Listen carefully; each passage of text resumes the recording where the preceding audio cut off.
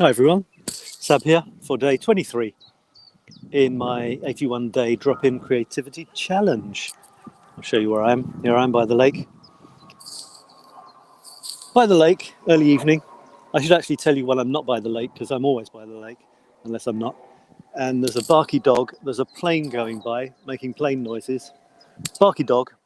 I said sort of hello to it and it went woof woof woof, so I'm not going to do that again. This is the lake with the geese. I'm still waiting to see if the little ones hatch. And I realized that I haven't got anything mindful for you today. I forgot to bring my book out. But I'll remind you I'll tell you the one I thought of yesterday on the fly, in case you missed it. And that was that every single thing that we have done in our lives until now, I'll make it personal. Every single thing in my life that I've done up until now, in all of my years, have been leading inexorably to this very moment. You and I, we, talking to each other, kind of.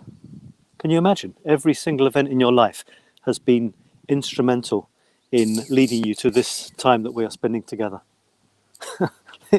That's kind of strange, isn't it? That it should come to this. But so that's kind of important to make sure that this, whatever this is good. So here I am next to this lake, and I'm saying to myself, this is good. This is what I want my entire life to have been leading up to, because otherwise it's a shame, and you're kind of regretting stuff. So that's my thought for the day, which was the same as yesterday. Sorry about that, because I forgot to bring my little books with me, but I didn't forget other stuff. So just to remind you, I'm your creative breakthrough coach. That's what I'm calling myself at the moment, even though I don't like labels. And I just want you to know that if you're looking for a creative breakthrough in your life, if you want to feel more creative, be doing more creative things in your life, making more of it, having more fun, then that's what I help people with. So get in touch with any of my programs, masterclasses, masterminds, one-to-one coaching, and I'll give you some addresses at the end. So that's the blah blah bit, and this is my 81-day challenge, and the whole point of this is to encourage you to create something. You see on the right there, it says create once or 81 times. What will you create today? That's my question for you. What will you create today? That's the whole reason for doing this. I want you to create something and share it with me and with everyone else in one of my groups underneath this video, and I will highlight it tomorrow. So create something today. It could be something as simple as a photograph. Look, this is what 𝗏𝗚𝗏 created earlier. And she was out walking, and she contributed this photograph to I think it was the Infinite Creativity Now group, or Today's the Day. What a beautiful view. And the reason I like this view so much, it's a simple view. It's a very beautiful, natural view, but there's something personal that touches me in this. And that's because it reminds me of the Lake District. I discovered the Lake District in the Never Eat Shredded Wheat in the northwest of England in my teens, actually, my late teens. And I recently went back there to visit my parents who have moved up there. And they live in 𝗾𝗧𝗥, which is near Derwentwater. And this scene reminds me of the hills near 𝗾𝗧𝗥. So it's a very beautiful, really lovely, rolling, soft countryside, beautiful. And there isn't something surprisingly from Thomas today, but there are a couple of photographs, flowery photographs from Dorothy. I'll show you those in a minute. As for me, in case you missed yesterday, some people did, about 8 billion. This was my photograph. It's the photograph that every 10 photographs I do one of those perturbing self-portraits, and that was me with a heart-shaped crisp, and this was the text I invented. Brittle as a biscuit, fleeting as a flash. Killed you when you kissed it, splendid as a splash. So that's what I did there. And this is today. It's a sort of standard scene over the Seine in Paris. And I did write a text. I'll read you the text. I've got time. If I can read it. Nothing fancy today. Just a bunch of birds circling high above a random Seinescape, of which they are part, of course. A vital part. They add life to an otherwise pretty boring vista. It's funny to think, isn't it, that each tiny speck in the sky is living out its little life. Probably still is, because this was taken not very long ago. And I always wonder, what brings seagulls inland? And where do they build their nests? Do they build nests? Are they migratory? Do they appreciate the view of Lady Eiffel as I do? Or are they checking out on the progress of Notre Dame's new hairdo? You know, the roof of Notre Dame was destroyed in a fire a couple of years ago. We called them beach inspectors when I lived in Australia, with their smart attire and punctilious attitude. I'd like to be a seagull, soaring above it all, without a care.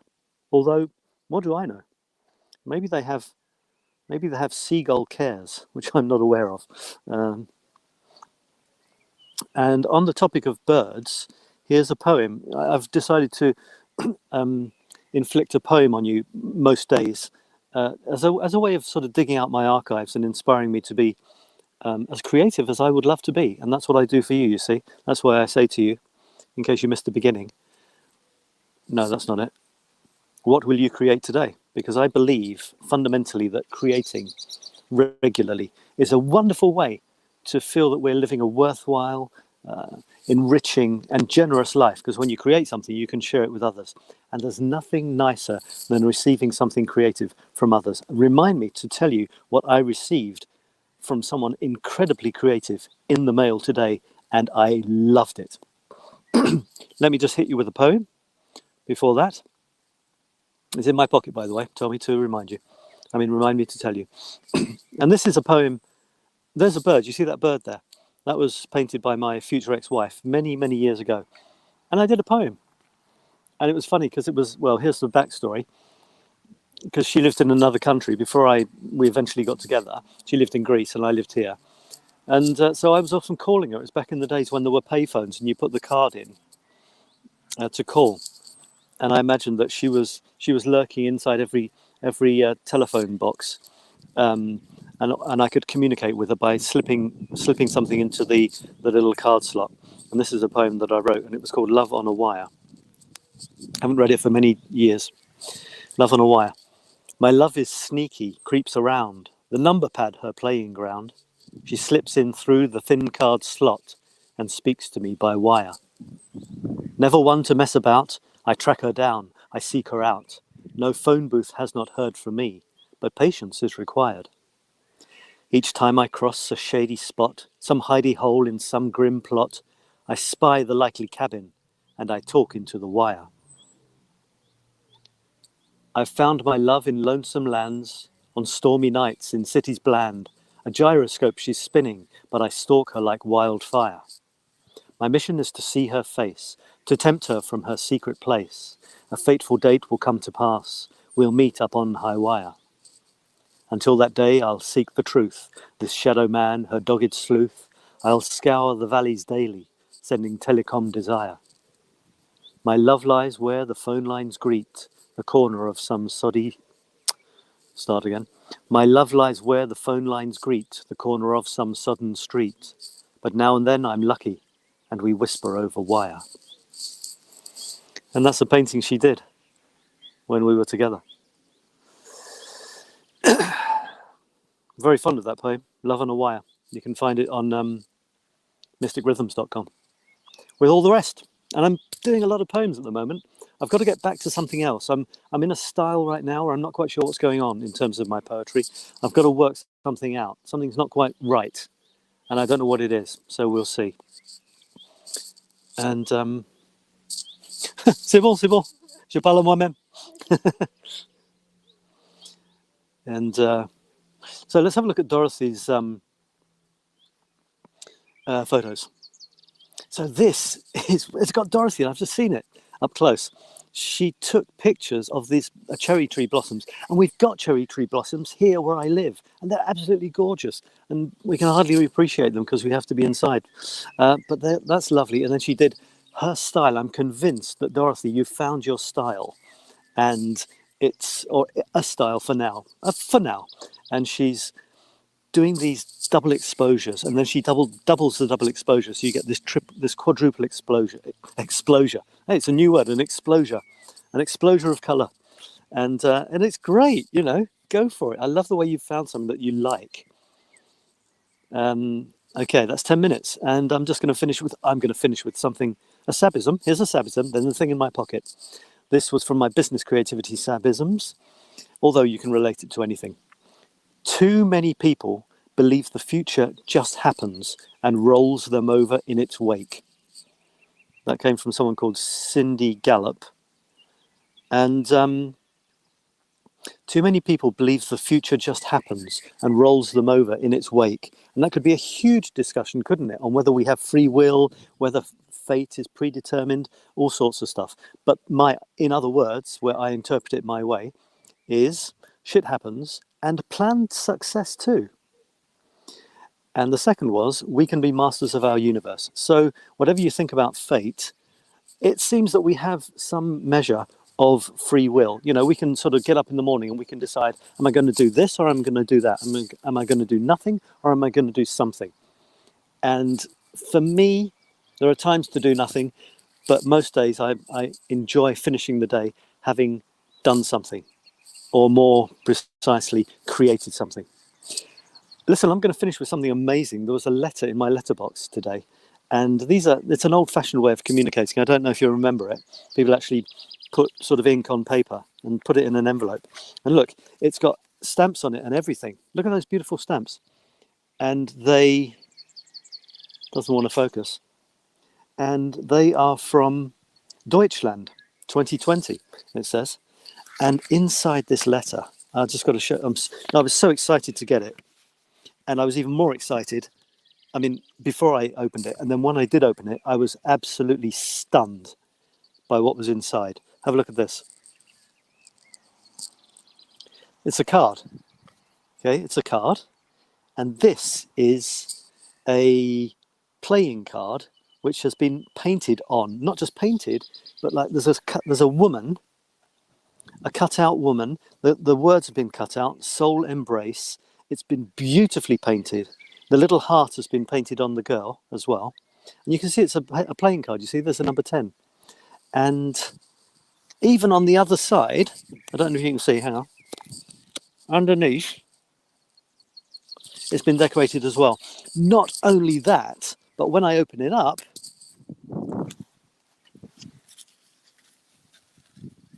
was a letter and another card. Look at that. This is absolutely fantastic. I can't tell you how excited I was to get this. And it's been done by hand. Look, it's not printed, it's done by hand. And on the back, there's this as well. And basically it's from Kirsten who sent me this. And these are called artists' trading cards. And you get yourself in a group of people and you do the same number of cards in your style, I think, as there are in the group, and you send them off. So you end up getting all the other people's cards and they get yours. Beautiful idea. And I was so touched to get it. And she sent it to me, to be honest, because I sent something to her, one of my little art squares, my little infinity squared squares. And apparently she said some very nice words, including saying that I inspired her to be creative in a certain way. So it's, my God, I can't tell you how much that means to me. It's absolutely beautiful. And of course, never want to sort of stop there. I've got this kind of idea in my mind to start doing them as well. Look, I found this old packet of cards. So old, but I've played with them, quite a lot over the years. And I was thinking, well, I don't really play with them much now. So what I might do is get them out and start doing those little cards and give them to some people as well in my style. But the only thing is, I do things on squares and these aren't square. So what I could do is cut the cut part of them off so they actually end up being square. Then they'll be in my style. How about that? And just for the anecdote, as they say in French, well, they don't say that in French, but they say in French words with an accent. I think Kirsten said something about she'd posted a picture with words like this, you see, soul embrace, in some other group, and someone in the group commented saying, probably said I love it, but you didn't need the words. And I commented saying, well, of course you needed the words. If you wanted to put the words there, then the words should be there, And apparently she appreciated that. Wonderful, wonderful. Yeah, art, there's no right or wrong. If you like it, then it's right. Okay, folks, that's it for today. I'm now going to go for my little walk, and I think I've talked about everything I wanted to talk about. Oh yeah, if you want to do something with me, get into my creative universe and let me be part of yours, then these are two things that you can do. This is a mastermind. It will start when I get enough people in it, and that's 4 minimum, 6 maximum. So it's a wonderful, powerful way of getting together and doing great things and inspiring each other. By the way, if you have commented at all, sorry, but I can't see the comments from the groups. There's a problem with Facebook at the moment, so thank you for commenting. If you're watching the replay, please comment and say hello. I'd love to know if you've watched this. Yeah, so this is a mastermind. It lasts for about 3 months, more or less. Go to this page, infinitecreativitynow.com/mastermind, and discover what it's about. A really powerful way to inspire yourself and get creative. And the other thing I wanted to show you is this. And it's a new thing that I'm doing. It's called unlimited laser coaching for 1 year. And that's what it is. We get together for a fast, friendly session, highly focused, not very long, and then you go away with the task. You do the task, and you book your next session. And it goes on like that for a year. And you will be incredibly creative and productive throughout the year. That's the objective. That's the point of this.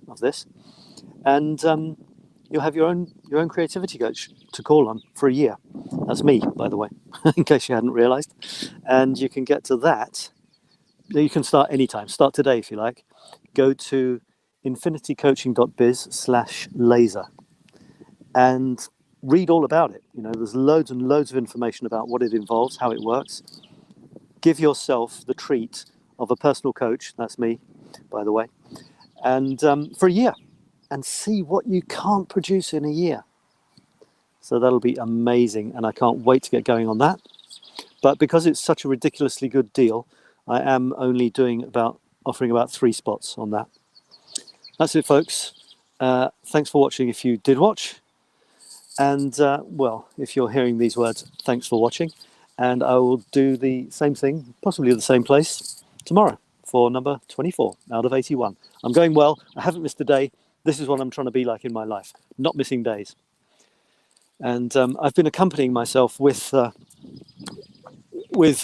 crisps, junky crisps, and junky drink for the last few days. And that is finishing on Saturday, 2 days' time. Today is the second last day. And in 2 days' time, 1st of May, I'm going clean. No more crap. So I might need some support in that. Okay, take care, folks. See you again tomorrow. And be creative. What are you creating today? Bye for now.